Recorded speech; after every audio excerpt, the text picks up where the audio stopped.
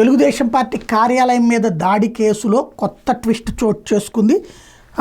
ఏదైతే అప్పట్లో వైఎస్ఆర్సీపీ కార్పొరేటర్ పడాల సుబ్బారెడ్డి అక్కడే ఉన్నారని పోలీసులు, లేదు వేరే చోట ఉన్నానని చెప్పి సుబ్బారెడ్డి వీడియో ఫుటేజ్ కూడా చూపించాడు. అయితే వేరే వాళ్ళ పెళ్ళికి చిలకలూరుపేట దగ్గర ఉంది. చిలకలూరుపేట నుంచి గుంటూరుకు గంటన్నరే యాక్చువల్గా ఇక్కడే ఉన్నాడు, ఇక్కడ సీసీటీవీ ఫుటేజ్ ఉందని చెప్పేసి ప్రభుత్వం తరపున వాదించారు, పబ్లిక్ ప్రాసిక్యూటర్ వాదించారు. అయితే ఇప్పుడు ఇందులో కీలకమైనటువంటి అడుగు ఏంటంటే జడ్జి గారు సీరియస్ అయ్యారు.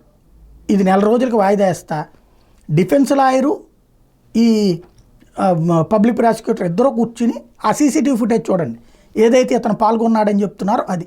ఎందుకంటే ఇప్పుడున్నటువంటి అధికారి ఆ సీసీటీవీ ఫుటేజ్ చూడాలి, ఇంతకుముందు దర్యాప్తు చేసిన అధికారి చూసి ఇతను ఉన్నాడు అన్నటువంటిది తేల్చారు. కాబట్టి దాన్నే పోలీసులు సపోర్ట్ చేస్తున్నారు. కాబట్టి ఇద్దరు కలిసి చూడండి, అతను ఈ నిందితుడైనటువంటి కార్పొరేటరే అయితే ఇతన్ని రిమాండ్కి పంపిద్దాం, ఒకవేళ లేకపోతే సదరు పోలీస్ అధికారి మీద చర్య తీసుకుంటూ తప్పుడు కేసు పెట్టినందుకు అన్నటువంటి పాయింట్లో కోర్టు ఆర్డర్ ఇవ్వడం అన్నటువంటిది కీలకమైనటువంటి ట్విస్ట్.